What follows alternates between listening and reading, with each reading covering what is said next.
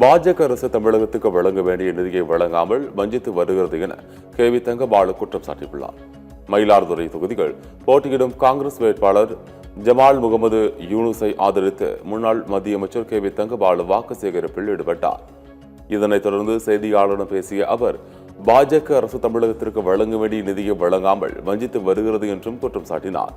பல்வேறு சவால்களுக்கு இடையிலும் கடந்த 5 ஆண்டுகளில் முதலமைச்சர் மு.க. ஸ்டாலின் தமிழகத்தை அனைத்து துறைகளிலும் முன்னேற்றியுள்ளார் என்றும் பெருமிதம் தெரிவித்தார்.